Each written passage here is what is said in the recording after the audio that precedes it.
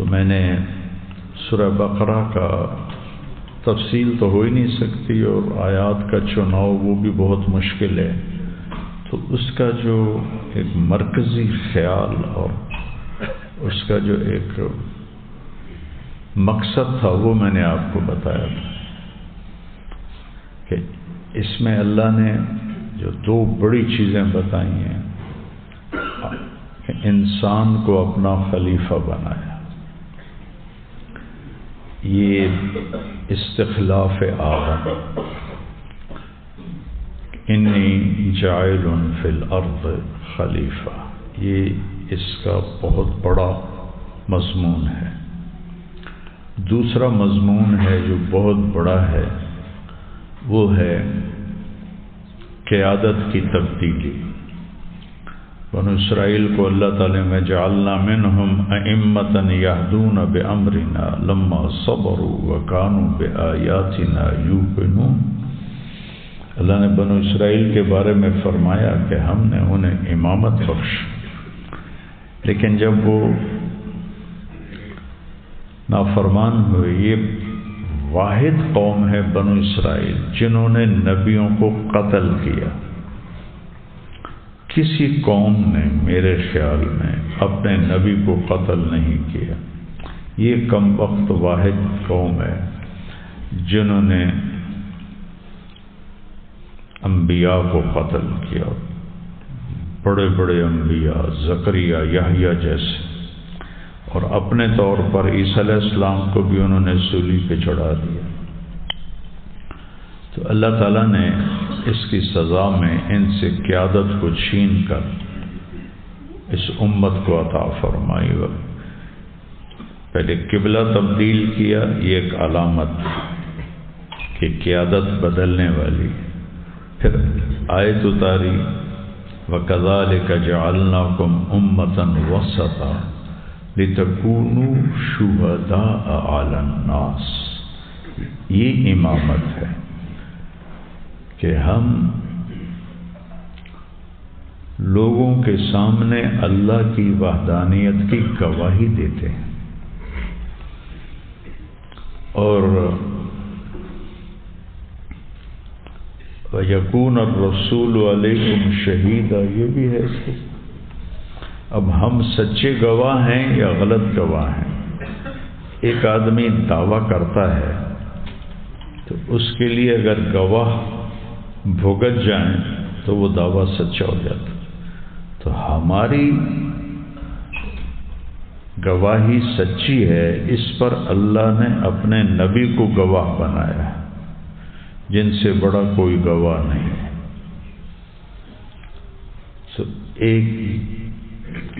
اس کی ذمہ داری کیا ہے؟ وہ آل عمران میں کنتم خیر امت اخرجت للناس، تمہیں نکالا گیا ہے لوگوں کے لیے، اخرجت للناس۔ کیا ذمہ داری ہے؟ تأمرون بالمعروف وتنہون عن المنکر وتؤمنون باللہ۔ اتنی بڑی ذمہ داری اللہ نے، جو وَلْتَكُمْ مِنْكُمْ أُمَّةٌ يَدْعُونَ إِلَى الْخَيْرِ وَيَأْمُرُونَ بِالْمَعْرُوفِ وَيَنْهَوْنَ عَنِ الْمُنْكَرِ وَأُولَئِكَ هُمُ الْمُفْلِحُونَ۔ اس بھولے بسرے سبق کو مولانا الیاس صاحب نے زندہ کیا۔ خانقاہی نظام چل رہا تھا، جو آئے گا فائدہ اٹھائے گا۔ مدرسوں کا نظام چل رہا تھا، جو آئیں گے فائدہ اٹھائیں گے۔ واعظ و نصیحت کے خطاب ہوتے تھے، جو آئیں گے وہ نفع اٹھائیں گے۔ لیکن جب ایک ایسا دور آیا کہ آنے والے برائے نام رہ گئے، اور نہ آنے والوں کا ایک جمع غفیر، ان کا کیا کیا جائے؟ ان کے لیے ہے نبیوں کا طریقہ۔ نبیوں نے نہ مدرسہ بنایا، کیا عجیب بات ہے، نہ کتاب لکھی، نہ خانقاہ بنائی. رب انی دعوت قومی لیلا و نہار. انہوں نے خود چل کے جا کے اللہ کا پیغام سنایا. قم، اپنا حبیب سے فرما یا ایھا المدثر قم فانذر وربک فکبر وثیابک فطہر والرجز فاہجر ولا تمنن تستکثر ولربک فاصبر. یہ جو قیادت بدلی اور امامت ملی، کیا امامت ملی ہے کہ ہم وسطہ پہ غور کرو. ایک مطلب تو ہے اعتدال والی امت ہے، اور جبوتی میں میں نے بیان کیا کہ اس سے ایک مطلب یہ بھی نکلتا ہے کہ یہ امت واسطہ ہے. پہلے جہاں نبی ہوتے تھے اللہ اور بندے کے درمیان واسطہ، جو انہیں اللہ کے یا قوم اعبدوا اللہ یا قوم اعبدوا اللہ ما لکم من الہ غیرہ، ہر نبی قوم میں جا کے. اب یہ امت ہے، یہ انسانوں کو کہے گی یا قوم اعبدوا اللہ ما لکم من الہ غیرہ. نبیوں کی جگہ اب یہ واسطہ بنیں گے. ڈاکٹر شیخ فوزی تھے میرے بڑے پیارے دوست، فوت ہو گئے. قطر سوڈانی تھے، قطر کا پاسپورٹ تھا. شاعر تھے، بڑے لبیب ادیب. وہ مجھے بیان کے بعد میرے پاس آئے. میں نے کہا میں نے وسطہ کا یہ ترجمہ کیا ہے، ٹھیک ہے؟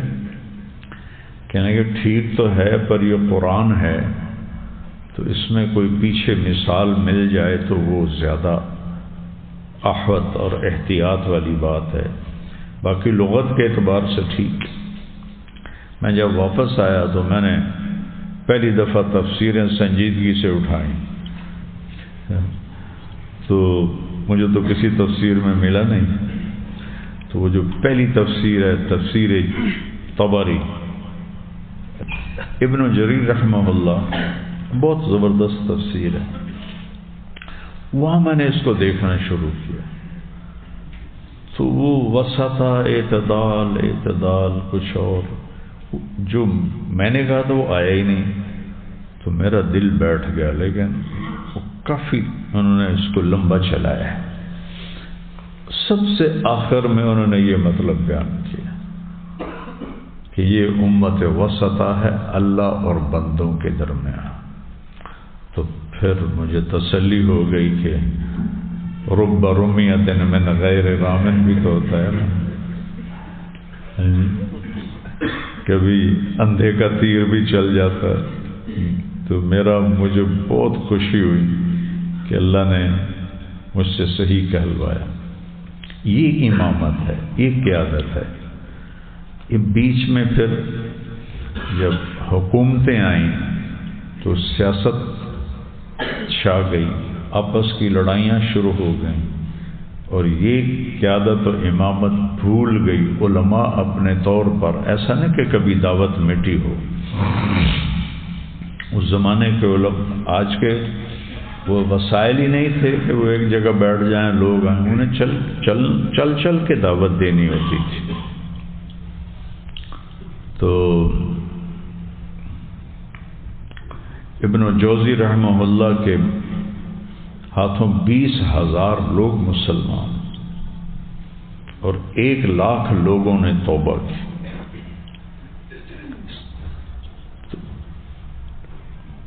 آج کا جمود نہیں تھا اس وقت. تو یہ اللہ نے ہمیں ذمہ، اس کو مولانا الیاس صاحب رحمہ اللہ پر اللہ نے القاء کیا. ان کی بس کی بات ہی نہیں تھی کہ وہ ایک نئی چیز کو اس طرح لے کر آئیں. تو اللہ کی طرف سے القاء ہوا، الہام ہوا، خواب ہوا. مکے 1926 میں مایوس ہو کر چلے گئے تھے کہ اصلاح کی کوئی صورت نہیں، تو ہجرت کر گئی اپنے شیخ مولانا خلیل احمد کے ساتھ مدینہ، میں یہیں مروں گا۔ وہاں اللہ کے نبی خواب میں آئے کہ میرے پاس آؤ، تو حضرت مدنی کے بڑے بھائی تھے، وہ بہت، حضرت مدنی تو ہجرت کر کے آ گئے تھے، وہ وہیں رہے، حبیب ان کا نام تھا، وہ بہت زیادہ ان کے تعلقات ہو گئے سرکاری لوگوں سے۔ تو مولانا الیاس صاحب نے وہ خواب ان کو سنایا، انہوں نے مزار مبارک کے جو تھے مسئول ان کو بلا کر کہا کہ شخص کو جالیوں کے اندر بھیجو، تو 3 راتیں وہ جالی اور دیوار کے درمیان سوئے۔ ان 3 راتوں میں یہ سارا کام ان کے سامنے پیش کیا گیا، ورنہ تو لوگ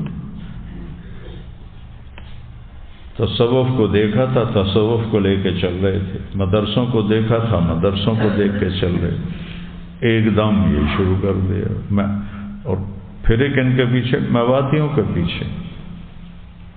مشکل ترین کون؟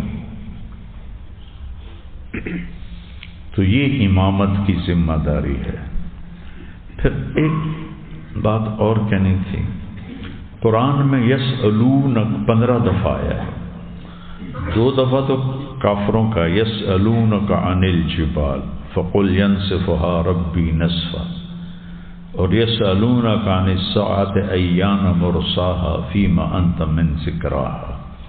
باقی 13 یسألونک صحابہ کے سوال ہیں، ہر یسألونک کے بعد قل ہے، سوائے یہ جو آخری یسألونک آتا ہے ایان مرساها، یہاں قل نہیں ہے۔ باقی ہر جگہ اللہ قل کو لائیں کہ میرے نبی یہ پوچھتے ہیں اہلا، قل آپ کہیے، اس کا یہ حکم۔ یہ آپ سے پوچھتے ہیں یسألونک عن الیتامی، آپ فرمائیے، اس کا یہ حکم ہے۔ یسألونک عن الانفال، آپ فرمائیے، اس کا یہ حکم ہے۔ یسألونک عن المحیط، آپ فرمائیے، ان کا یہ حکم ہے۔ تو اس طرح یسألونک کے ساتھ قل ہے۔ روزے کی بات آتے آتے فمن شہد منکم الشہر فلیصم ومن کان مریضا علی سفر فعدۃ من ایام اخر یرید اللہ بکم اليسر ولا یرید بکم العسر۔ اللہ کتنی تسلی دے رہا ہے کہ دین آسان ہے، مشکل نہیں ہے۔ وَلِتُكَبِّرَ اللَّهَ مَا هَدَاكُمْ وَلَعَلَّكُمْ تَشْكُرُونَ يُرِيدُ اللَّهُ بِكُمُ الْيُسْرَ وَلَا يُرِيدُ بِكُمُ الْعُسْرَ وَلِتُكَبِّرُ اللَّهَ مَا هَدَاكُمْ۔ آئے کیا ہے؟ وَلَعَلَّكُمْ تَشْكُرُونَ۔ اس کے بعد ایک آیت عجیب، جس کو جملہ معتذرہ نہیں کہتے، معترضہ، نہ اس کو روزے سے تعلق ہے نہ رمضان سے تعلق ہے۔ وَإِذَا سَأَلَكَ عبادی عنی فإنی قریب، عجیب ہے۔ یسألونک قل، یہ آپ سے پوچھتے ہیں، آپ کہیے۔ یہاں صحابہ نے پوچھا اللہ کے بارے میں، مہینہ ہے روزوں کا، تو اللہ نے کیا خوبصورت بات کی۔ وَإِذَا، وَإِن وقتی ہے، وَإِذَا ہمیشہ کے لیے، جب بھی، جہاں بھی، جیسا بھی میرا بندہ پوچھے میرے بارے میں، عبادی کو پہلے ذکر کیا، انی کو بعد میں، اپنے آپ کو بعد میں، اور عباد کو پہلے۔ اللہ کو اتنے پسند آیا کہ انہیں پروٹوکول دیے پہلے انہیں۔ عربی میں جو محاورہ ہے، من طارق جمیل الی الشیخ رمزی، یہ طریقہ ہے من رمزی الحبیب الی شیخ زبیر، یہ اسلوب ہے۔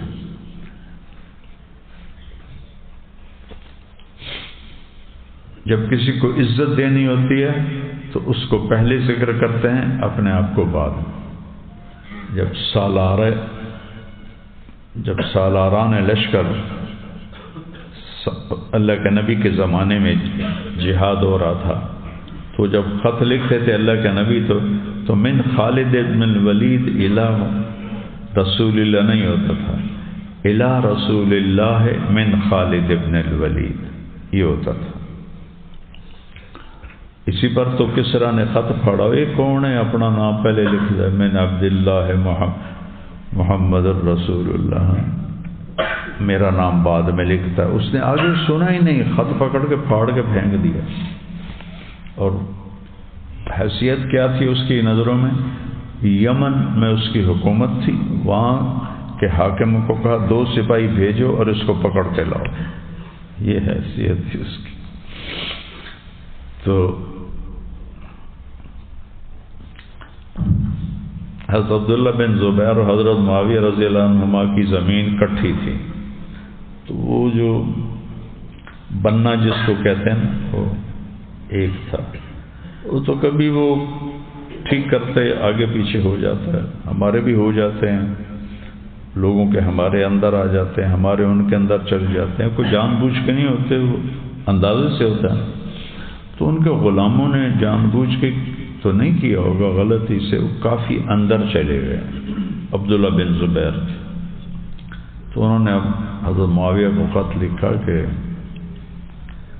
تیرے غلام میری زمین پر قبضہ کر رہے ہیں، انہیں سمجھا لو کہ یہ زیادتی چھوڑ دیں ورنہ میں تم سے نمٹ لوں گا۔ اب کہاں 90 لاکھ مربع میل کا حکمران اور کہاں ایک عام شہری، رتبے میں تو عبداللہ بہت اونچے تھے۔ معاویہ نے پڑھا تو یزید کو بلایا، کہ یہ خط پڑھو، نے پڑھا، کہ کیا جواب ہے؟ کہ جواب نہ دو،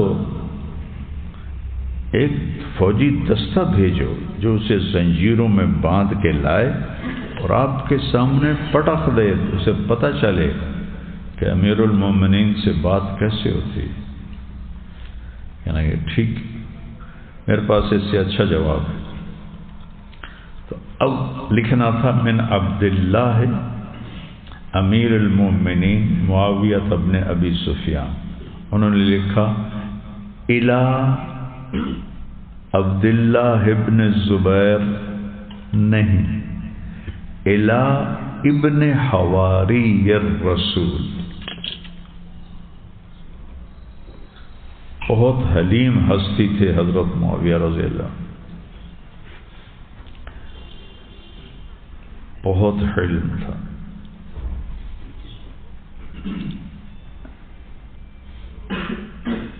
من عبد اللہ امیر المومنین معاویہ ابن ابی سفیان۔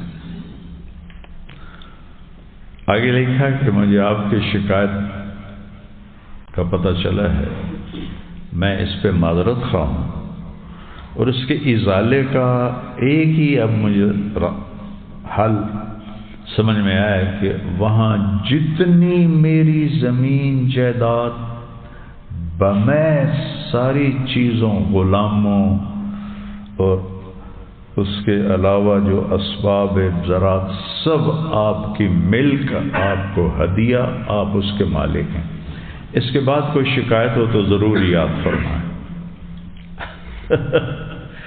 تو جب آیا نا خط انہوں نے پڑھا، کہنے لگے معاویہ یہی تیری باتیں ہیں، یہی تیری باتیں ہیں جس نے تجھے سردار بنا دیا، یہی تیری باتیں ہیں جس نے تجھے سردار بنا دیا۔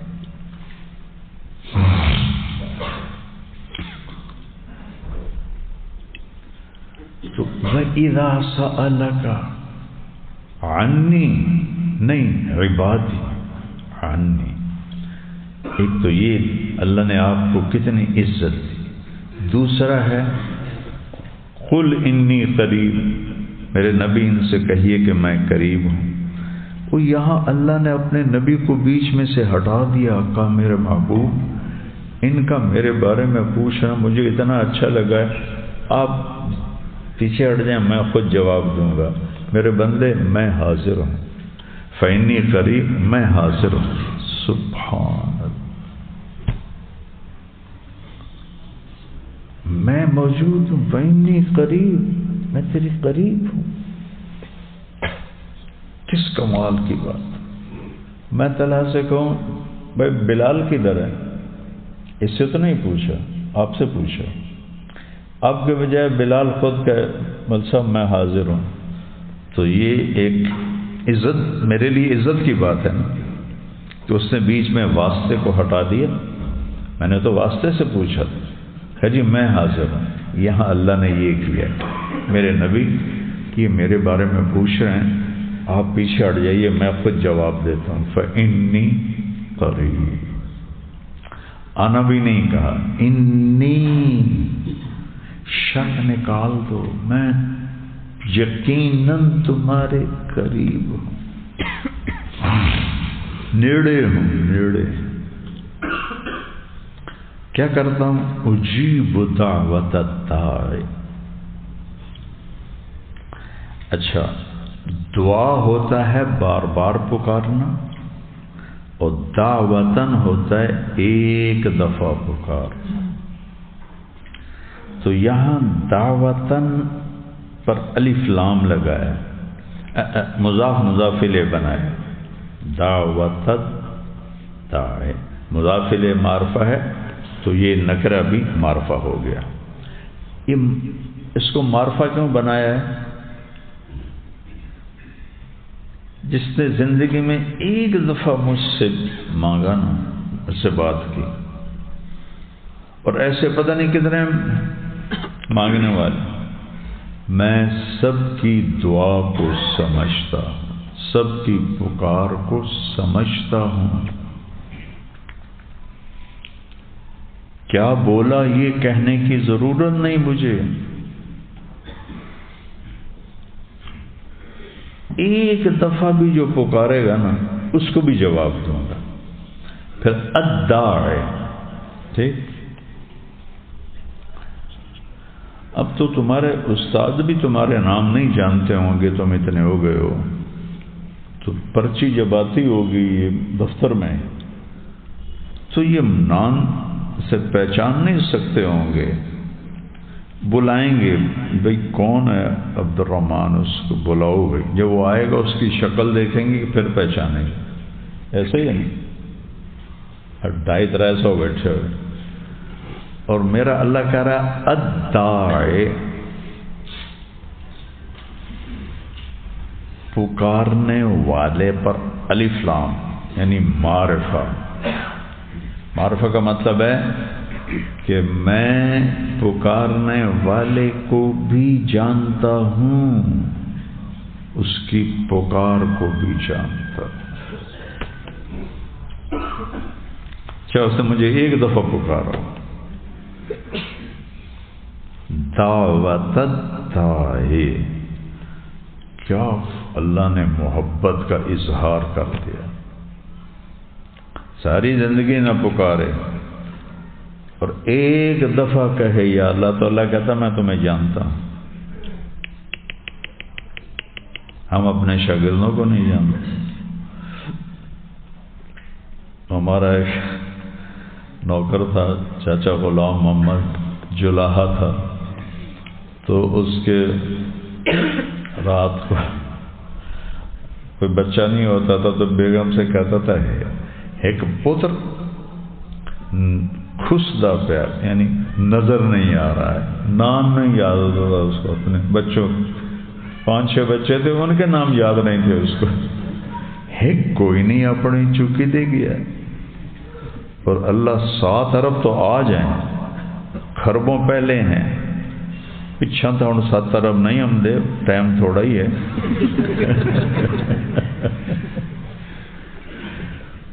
تو میں اس کے علم پہ قربان جاؤں جو مجھے دیکھ رہا ہے، آپ کو دیکھ، کہتا ہے ایک دفعہ جو پکارے گا اس کی پکار کو بھی جانتا ہوں، اس کو بھی جانتا ہوں۔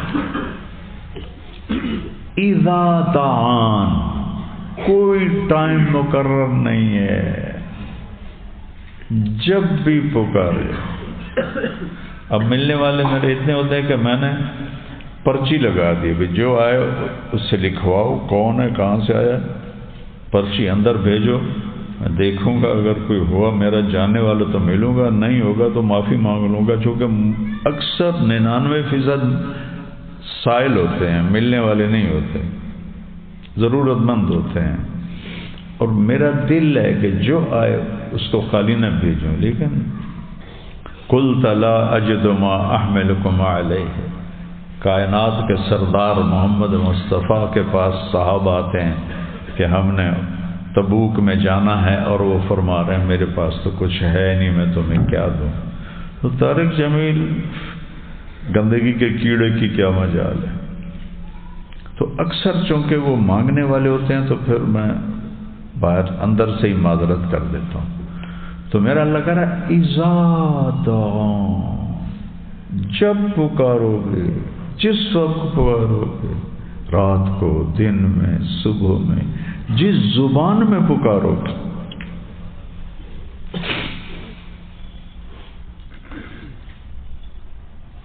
یہ روزے کے ساتھ اس کا تعلق ہے کہ روزہ آپ کو اللہ کے اتنا قریب ہو جاتا ہے کہ بیچ میں واسطے کو بھی اللہ ہٹا کے آمنے سامنے ہو جاتا ہے۔ تو اللہ نے کہا فَلْيَسْتَجِيبُوا لِي، ایک کام تم کرو، فَلْيَسْتَجِيبُوا بھی نہیں کہا، لی کہا ہے، پھر تم میری خاطر، میری بھی تو سنو، میری خاطر، جسے ماں کہتی ہے بیٹا میری خاطر ہی یہ کام کر لو، اللہ کہہ رہا وہ میری خاطر تم میری بات پہ لبیک کہہ دو۔ پھر آگے عقیدہ تھا تو وہاں ذمہ داری لائے، فَلْيُؤْمِنُوا بِی، اور مجھ پہ ایمان لاؤ، کیا ہوگا؟ رشد ملے، سیدھے مجھ تک پہنچو گے اور میں تمہارا ہاتھ پکڑ کے جنت میں پہنچا دوں، وہاں حور تمہارا ہاتھ پکڑ کے چومے گی، تمہارے سر سے پاؤں تک گڑگڑ ہونے لگ جائے گی۔